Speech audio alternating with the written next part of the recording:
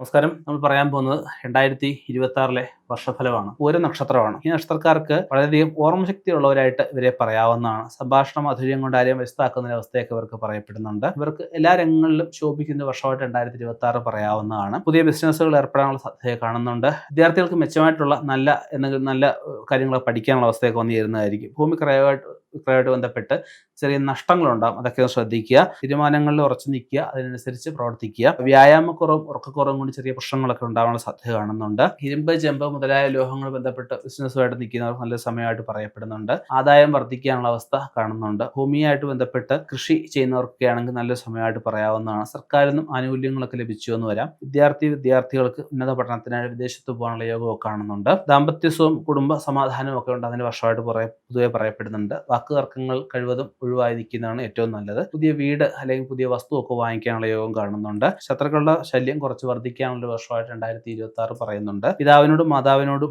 ഉള്ള ആ ഒരു അറ്റാച്ച്മെന്റ് കുറയാനുള്ള സാധ്യതയുണ്ട്. അറ്റാച്ച്മെന്റ് കുറയാതെ മുന്നോട്ട് പോകുന്നതാണ് ഏറ്റവും നല്ലത്. പ്രേമകാര്യങ്ങളിൽ നല്ല പുരോഗതി ഉണ്ടാവും. ഉദ്ദേശിച്ച് ഒരു നല്ല വിവാഹ ജീവിതമൊക്കെ എത്താനുള്ള സാധ്യതയും കാണുന്നുണ്ട്. ഔദ്യോഗികമായിട്ട് സ്ഥാനക്കയറ്റത്തിനും ഉദ്ദേശ സ്ഥലത്തേക്ക് സ്ഥലം മാറ്റത്തിനൊക്കെയുള്ള ഒരു സാഹചര്യം ഇവർക്ക് കാണുന്നുണ്ട്. അഗ്നിബാധ വിഷയം ഉണ്ട്, അതൊന്ന് ശ്രദ്ധിക്കേണ്ടതാണ്. പുതിയ കരാറുകൾ ഒപ്പിടുന്നവർ, ദൂരയാത്രകൾ ചെയ്യുന്നവർ അതിന്റെ ഗുണദോഷം ചിന്തിച്ച് മാത്രം ചെയ്യേണ്ടതാണ്.